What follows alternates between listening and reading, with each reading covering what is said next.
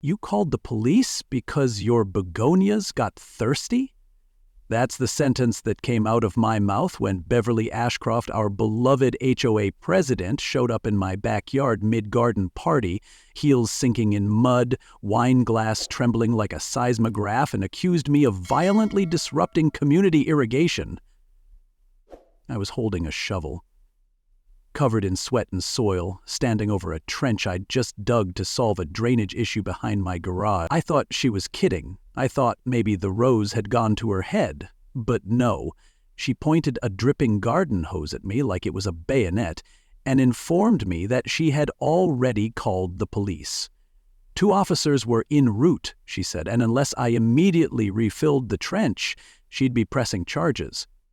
For what? Digging on my own land? Apparently I was destroying vital neighborhood infrastructure. That's when I realized I had just uncovered something she didn't want found. If you thought a fake fine and a forged pipe map were wild, wait till you see how deep this rabbit hole goes, because in the next part, the Paper Queen tries to turn a community meeting into a courtroom, and let's just say the neighbors don't stay quiet. So if you're loving this true-feeling tale of justice, drama, and HOA chaos, hit that subscribe button now. Trust me, you're going to want front-row seats for what comes next. Let's back up a second. I'm Marcus Langley, retired contractor. Lived here for 4 years, mostly kept to myself. The kind of neighbor who waves, returns packages, and doesn't complain about your wind chimes unless they sound like a panic attack. After weeks of watching rainwater pool like a moat behind my garage, I finally took advantage of a sunny Saturday to dig a French drain. I'd planned it out, flagged the utility lines, pulled permits. Hell, I even watched 2 YouTube videos from guys in Nebraska named Doug. What I didn't expect was to hit plastic. Not the kind with a barcode, the kind that didn't belong. An off-white PVC pipe running directly through my property like it was paying rent. It wasn't on any city schematic, didn't match any utility flag, and when I shut off my main valve just to be safe, I heard something you never want to hear in suburbia: sprinklers gasping to death mid-spray. That's when the screaming started. Turns out Beverly had 3 HOA board members over in her backyard, hosting what she described later as a seasonal aesthetic review brunch, which in normal English means gossip and goat cheese. Her lawn, perfectly manicured and suspiciously lush in a drought month, had gone limp the moment I turned the valve. She came storming across my yard like a soaked general retreating from a failed invasion, waving her phone at me while shrieking about community sabotage and federal infrastructure laws. I tried to explain. Calmly, I said, "Look, Beverly, I found a pipe. It ain't mine. It runs from your house to mine under my land with no permits." She wasn't interested in the facts. To her, I had just killed the heart of the neighborhood. Her quote, not mine, said my trench was an act of reckless negligence, which is rich coming from a woman who once fined a neighbor for using a non-regulation bird feeder. But I'm not just a guy with a shovel. I'm a guy who knows what a legitimate pipe looks like. And this one? It looked like someone tried to MacGyver an irrigation system using parts from aisle 7 of a discount hardware store. The connectors were wrong, the layout was amateur, and the kicker? It fed straight into the back corner of Beverly's yard, into a sprinkler system that should have been powered by her own meter, not mine. This wasn't a city installation, this was a siphon job. Hidden under my lawn, I hadn't stumbled onto a leak. I'd uncovered a secret artery feeding her estate while I paid the water bills.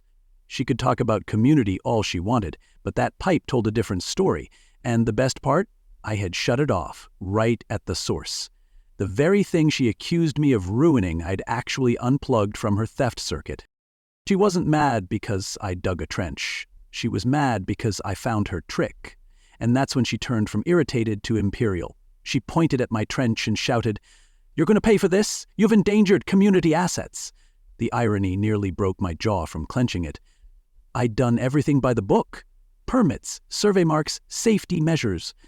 Meanwhile, she'd buried a freeloading pipeline through private property and had the nerve to act like I was the criminal. And then, In true HOE fashion, she doubled down, told me if I didn't fill the trench before the cops arrived, she'd have me cited for destruction of shared resources.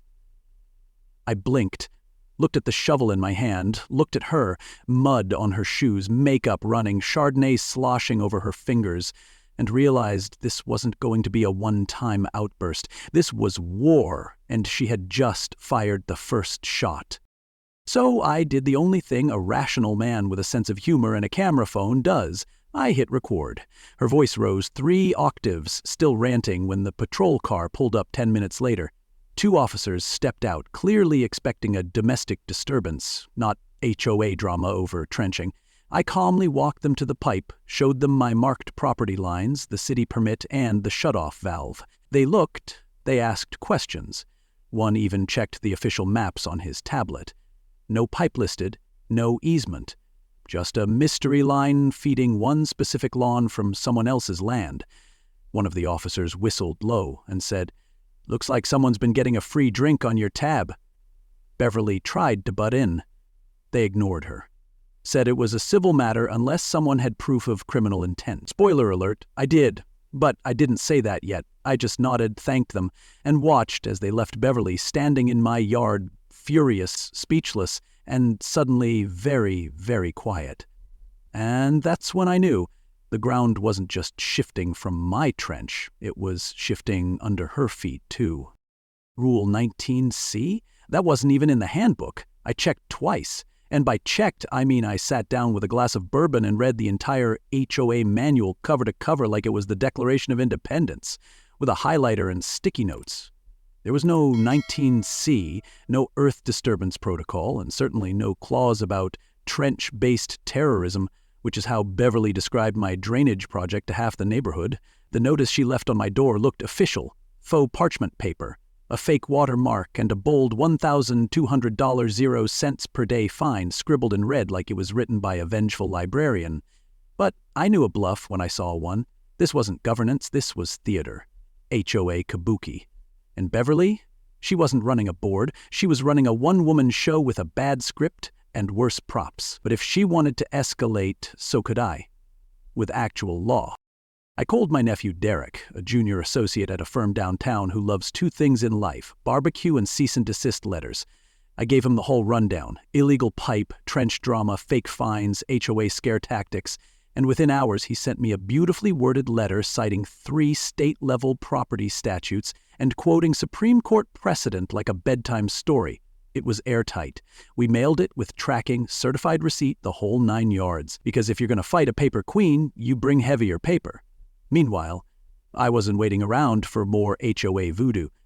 I filed a formal request with the City Utilities Department to inspect the rogue pipe. I figured if Beverly wanted to play chicken with city code, she was about to get clipped by the front bumper of municipal enforcement. Still, I knew she wouldn't sit still while I poked holes in her fantasy land. No, Beverly's next move would be performance art. Sure enough, by the end of the week, the rumor mill was spinning faster than a politician at a press conference. One neighbor told me he heard I was tampering with a legacy system that had served the community for over a decade. Another said Beverly claimed my trench had compromised the aesthetic harmony of the South Subdivision. I didn't know water theft could be so poetic. It was like I'd knocked over a garden gnome and set off the HOA apocalypse. Suddenly, people who never waved before were giving me cautious nods like I might explode or start quoting zoning law at them. I wasn't offended. I was amused. Beverly wasn't just fighting me, she was trying to rewrite the narrative, paint me as the villain. But that's the thing about narratives, they fall apart when receipts show up. And I was stacking mine high enough to block her view of the cul-de-sac. When the next HOA board meeting rolled around, I showed up early, not to cause a scene, but because I wanted front row seats to the circus. Beverly sat at the head of the folding table like a monarch about to knight a new sprinkler installer, flanked by her loyal vote clones and a fresh stack of printed bylaws that looked suspiciously home-printed. I signed up for public comment, and when my name came up, she tried to wave it off, claimed the issue wasn't on the agenda. I stood anyway. Calm, respectful, but not meek. I explained the illegal pipe. showed them high-resolution photos of the trench and its contents, handed out city property maps with no record of the line, and reminded them that making up rules on the fly wasn't just unethical, it was legally dicey. Some residents listened, others looked like they were trying not to. Beverly? She smiled like I'd just complimented her drapes and said the board would review the situation, which in HOA language means bury it in a manila folder under Do Not Resuscitate. I left the meeting more convinced than ever that this wasn't just one rogue pipe. This was a culture of control dressed up in neighborhood charm. But as I was walking back to my house, a man I barely knew, gray-haired, quiet, always wore a fishing hat, flagged me down.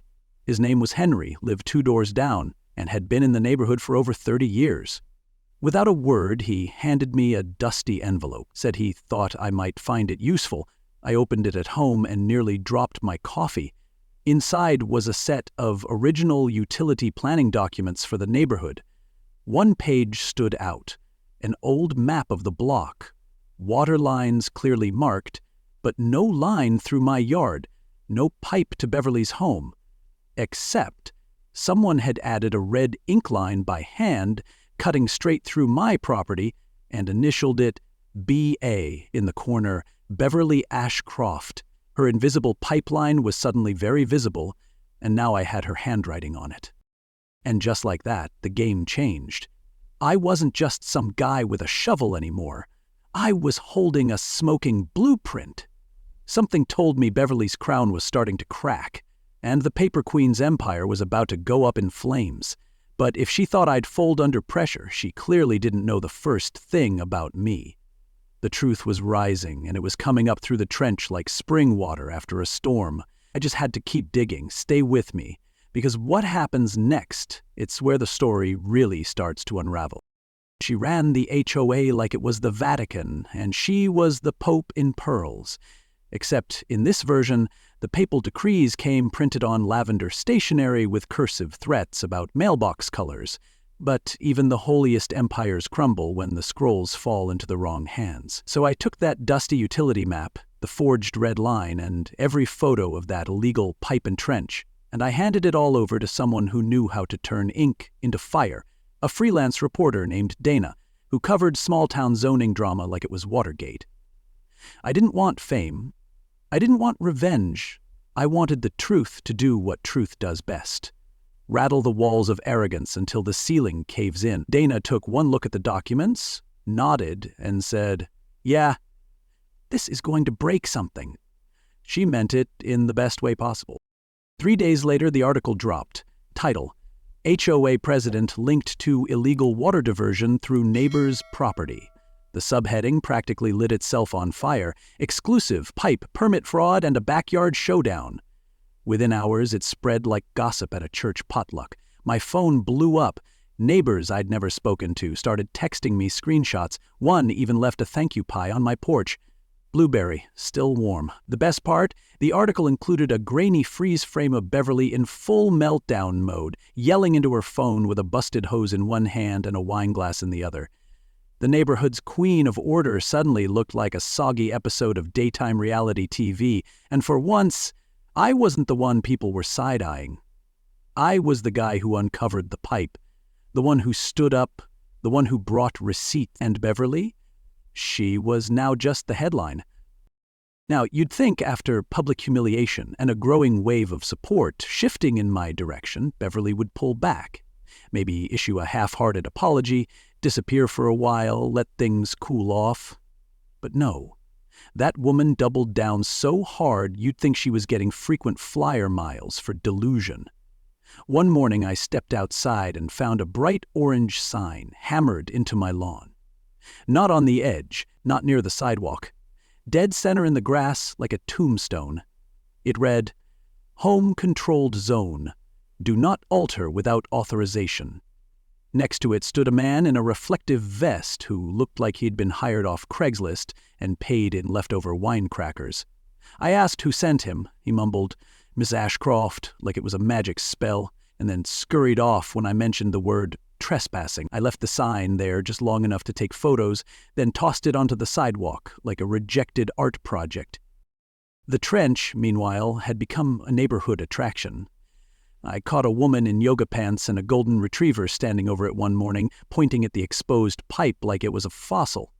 People were talking. Not whispering, talking. Beverly could feel it, and when petty tyrants lose control, they don't go quiet, they get weird. That night, around 11:30, my motion-activated floodlight snapped on. I pulled up the live cam from my phone and saw a hunched figure with a bag of mulch creeping across the lawn like a raccoon in pearls. It was her. Beverly Ashcroft, the woman who once fined a man for using faux brick mailbox trim, was now tiptoeing through my yard trying to fill the trench with topsoil and shame. I watched as she dumped mulch directly into the open pipe route. Maybe to hide it, maybe to sabotage it, but here's the thing about smart houses. They don't just catch burglars. They catch self-appointed monarchs with bad judgment and a purse full of pine bark nuggets. I saved the footage every second. Then I packaged it with a polite but pointed email and sent it straight to the city attorney's office and the utility department. I added the subject line, "Ongoing interference with evidence of unauthorized utility." I figured that sounded formal enough to make someone nervous. Less than 2 hours later, I got a reply. A city investigator would be reviewing the footage and attaching it to the growing case file. That's when it hit me. This wasn't just a neighborly spat anymore. This was Beverly, on record, on camera, on her last leg of power, flailing in mulch and desperation. The public was watching now, and so was the city. Her wine-stained throne? It was wobbling. And if she thought I was backing down, she clearly hadn't read the plaque in my garage that says, "I survived 3 siblings in a plumbing business. I fear nothing. Stick around, because next time we bring receipts to a recall meeting, and the neighborhood decides who really owns the crown." I dug a trench, she dug her grave. Not literally. Though if she'd brought a shovel to the HOA meeting that night, she might have saved herself some paperwork. It was the monthly board gathering at the clubhouse, and this time, I didn't just show up with a manila folder. I brought an entire binder thick enough to prop open a storm door. Beverly sat at the head table, pretending nothing had changed. Pearl earrings, tight smile, lavender blazer that screamed, "I still run this place." But there was a crack in her voice when she called the meeting to order. She skipped public comment, surprise, surprise, claiming there wasn't enough time. That's when Calvin Dorsey, my quiet neighbor turned unlikely revolutionary, stood up and said, "Actually, I think we all want to hear what Marcus has to say." And for the first time in months, the room got quiet. For me, not because of me. I walked to the front like I was presenting a science fair project for grown-ups. I laid it out slow. Inspection report from the city confirming the illegal pipe. Screenshots of Beverly's late-night mulch misadventure. Email from the city attorney's office flagging the HOA's actions as unprecedented interference. Every page was labeled, time-stamped, and color-coded because if you're going to bring receipts, bring them like it's tax season. Beverly tried to cut me off twice, but by then she'd lost the room. One woman gasped when I showed the handwritten map. Another guy muttered, "She said it was just a landscaping thing." The more I shared, the more I watched her shrink, like a balloon slowly leaking self-importance. But I wasn't just there to gloat. I told them straight, this isn't about yards or sprinklers, it's about power. Who has it? And who abuses it when nobody's looking? The silence that followed said it all. Truth, when it finally gets air, fills a room fast. What happened next wasn't a mutiny, it was an awakening. Calvin pulled out a clipboard, passed it around, and called it what it was, a recall petition. He didn't raise his voice. He didn't even look at Beverly. He just said, "We can't let this keep happening." And folks started signing fast. Not with rage, but with that look you get when you realize the magician's trick is just wires and mirrors. A couple of the board members looked like they'd just tasted sour milk. One, Nancy, I think, stood up mid-meeting and announced her resignation, citing recent events. Another, a guy who always nodded like a bobblehead whenever Beverly spoke, just packed up his binder and left without a word. I didn't say anything. I didn't need to. Power was shifting like water through a trench. Slow, steady, and completely irreversible. But if anyone thought Beverly would go quietly, they hadn't read Chapter 7 in her playbook, Retaliation. 2 days later, I got a letter. Hand-delivered, because of course it was, thick paper, gold seal sticker from some fake-sounding neighborhood council. Inside was a typed statement accusing me of emotional terrorism. Her words, emotional terrorism. She said I was intentionally destabilizing the social ecosystem of our community. I had to read that sentence 3 times before I could stop laughing. It was Beverly's greatest performance yet, a dramatic monologue dressed up as a legal document. She claimed I had caused her sleep loss, stress, vertigo, and diminished garden enjoyment. No signature from an actual attorney, just her name typed in a font that tried very hard to look expensive. And there it was. The last act of a woman who couldn't stop writing her own downfall. I took a photo of it and dropped it in my growing file called Exhibits of Absurdity. At this rate, I could publish a calendar. But here's the twist. That ridiculous letter didn't scare me. It fueled me. Because the more Beverly tried to paint herself as the victim, the more obvious it became that the house of HOA cards she built was collapsing under her own hand. My neighbors weren't just listening now, they were organizing. Text chains, shared folders, door-to-door conversations. Pete, down the street, offered to help draft new bylaws. Sandra, 2 houses over, had a cousin who worked at city planning. We weren't just reacting anymore, we were rebuilding, slowly, steadily, and together. And all Beverly could do was sit behind her curtains and pretend her empire hadn't cracked right down the center. But she wasn't done swinging. Not yet. And I had a feeling her next move would be even more desperate than the last. Stay with me, because what she does next, it turns petty into criminal. And the trench, it wasn't just a pipe anymore, it was a battleground. They tried to fill the trench with lies and a backhoe. I woke up to the sound of diesel. At first I thought the city was doing road work again.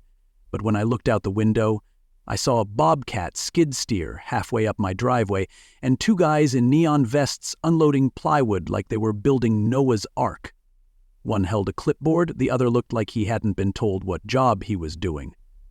I walked outside, calm but curious, and asked what exactly they were planning to do on my lawn.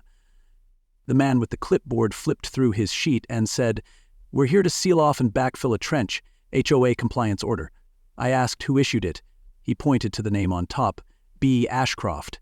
That's when I smiled.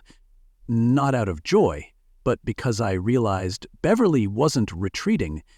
She was escalating with industrial equipment. I politely told the crew they were trespassing on private property, handed them a copy of my deed, and explained the situation in plain English. That trench isn't a hazard, it's evidence, and unless you want your company name in a legal complaint, I'd back off. They looked at each other, nodded, and left without argument. The moment they were gone, I filed a trespass notice with the city and emailed it to the utility department and the HOA's general inbox. I also CC'd Derek, my lawyer nephew, just for dramatic effect. But I wasn't done. I upgraded the security system that afternoon, added 2 more motion-activated cameras, one pointed at the trench, the other at the sidewalk, in case any midnight mulch dumps happened again. Because if Beverly wanted to play games, I was going to make sure she got filmed in 180p with night vision. And this time, I had backup from the entire block. See, while Beverly was busy digging her hole deeper with machinery, my neighbors were drafting what we started calling the Rebuild Charter. Pete, Sandra, Calvin, even mild-mannered Judy from the corner, they all pitched in. We met in driveways with coffee mugs and clipboards like we were planning a bake sale, not a governance overhaul. The new proposals were simple. No more one-person rulings, transparent budgets, and no HOA fines without actual evidence and a board vote. Radical, right? What amazed me most wasn't just the ideas. It was the energy. People who'd been silent for years were suddenly awake. Turns out, nothing unites a neighborhood like watching a power-hungry president try to bury the truth with a construction crew. Still, I knew Beverly wasn't finished. She always had one more move, one more fake title, one more parchment font threat. I just didn't expect it to come with roses. That evening, a delivery man rang my doorbell holding a bouquet. Sunflowers, lilies, a few hydrangeas. Ironic, given how this all started. The card tucked into the stems read, "Let's talk. No lawyers, just neighbors." For a split second, I thought maybe she'd seen the writing on the HOA wall and wanted peace. But then I remembered. This was Beverly Ashcroft. The same woman who tried to have me fined for soil aggression, the same woman who planted a fake ordinance in my lawn like she was claiming it for a foreign crown. This wasn't reconciliation, it was theater. A last-ditch PR stunt dressed up in floral arrangements. I didn't respond. I dropped the bouquet straight into the compost bin, figured it could rot next to her credibility. But something about that gesture made me extra alert that night. And I'm glad it did. Around 2:07 AIEM, my new security cameras triggered the floodlights. I grabbed my phone, pulled up the live feed, and there they were. Beverly, in a trench coat that looked like it belonged in a noir film, and a man I didn't recognize crouched near the edge of the trench. They had a toolbox open, flashlight in hand, poking around like kids trying to disarm a sprinkler bomb. I hit record. Then, still half asleep but wide awake with disbelief, I stepped onto the porch, flipped the switch manually to flood the entire yard in LED justice, and said loud and clear, "Smile, you're being recorded." Beverly froze mid-reach. The man bolted like he was allergic to courtrooms. Beverly turned slowly, eyes wide, caught like a cat in a bird feeder. She didn't say a word, just stood up and walked off the lawn like it wasn't the most embarrassing moment of her HOA career. And me, I just smiled and saved the footage. Because this war wasn't over, but her reign of mulch was officially on borrowed time. Stick with me. The law's about to knock louder than I ever could. Funny how a pipe buried in dirt ended up exposing every dirty trick in the neighborhood. The morning after the flashlight fiasco, I turned in the footage, clean, time-stamped, and shot in what I'd call cinematic hawaii noir. The local police took my statement with a mix of amusement and exasperation. One of the officers recognized Beverly from a previous report and sighed like a man who'd read too many neighborhood bylaws.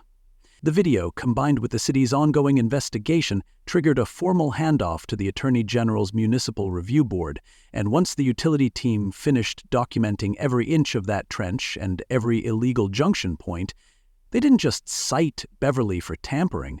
They hit her with obstruction and unauthorized modification of public infrastructure. That's when things stopped being silly and started being real. Turns out, when you bury a lie under someone else's yard, the law doesn't care how many pearls you wear. The recall vote happened 2 weeks later in the community clubhouse.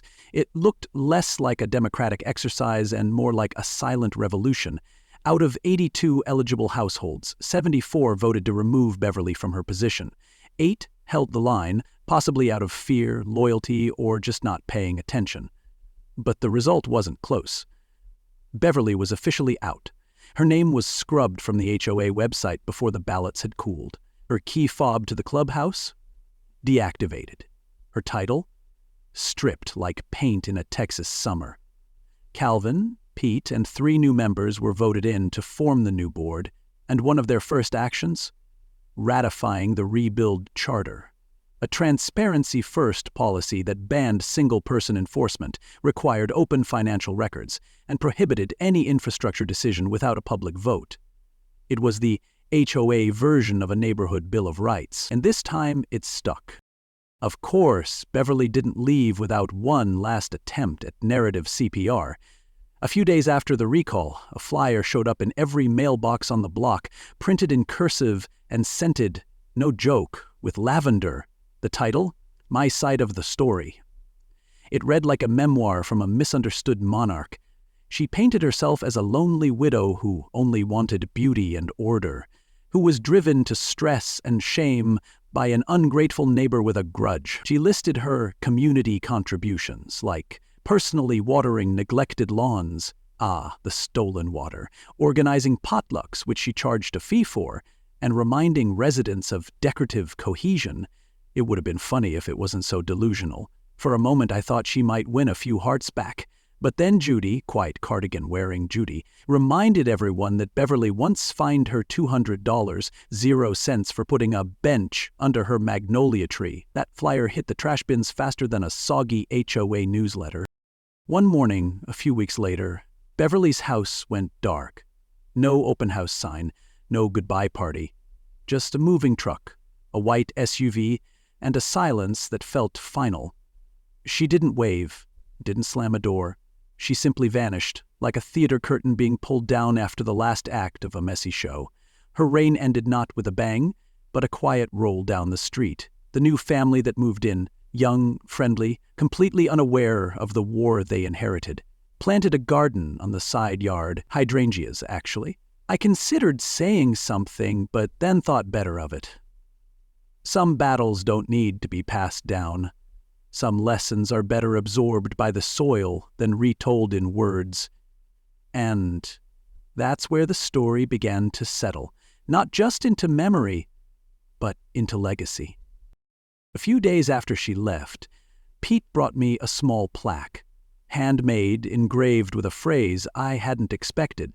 This lawn stood its ground. I planted it by the edge of the trench, which was now filled, leveled, and seeded with grass so green it almost looked smug. That trench had started as a solution to a drainage problem, but somewhere along the way it became a witness. A line not just in the dirt, but in principle. It had split the neighborhood open, unearthed truth, exposed control, and reminded people that silence is a choice. But so is standing up. I didn't set out to lead anything. I just didn't want my backyard flooding. But what I got instead was a reminder that justice sometimes bubbles up from the simplest places. A muddy hole, a hidden pipe, a quiet man with a shovel. All I wanted was to fix a little flooding, but sometimes the ground gives way, not just to water, but to truth. And once that truth surfaces, there's no burying it again. And in the end, I didn't just fix a trench, I helped fix a neighborhood. Not with shouting, not with lawsuits, but with patience, proof, and the power of simply refusing to be pushed around. The pipe may be gone, the hydrangeas replanted, and the queen of HOA chaos now just a footnote in our homeowner history. But what remains is stronger than fences or bylaws. It's the reminder that your voice matters, that doing the right thing, even when it's inconvenient, even when you're alone, has ripple effects. One shovel turned into one video into a movement, and a movement into a community reborn. This story, it's about standing up without burning down, about knowing the rules better than the people who abuse them, and about how sometimes truth doesn't need a microphone. It just needs to be dug up and held in the light. If you took something away from this journey, maybe courage, maybe clarity, or maybe just a good laugh at the expense of a rogue HOA president, then it was worth telling. So if you believe in neighborly justice, quiet strength, and the power of saying, "Not today," then let us know in the comments. Tell us where you're watching from, share your own wild HOA moments, and most importantly, like this video and hit that subscribe button, because next time we've got another story that'll make you laugh, think, and maybe even pick up a shovel of your own.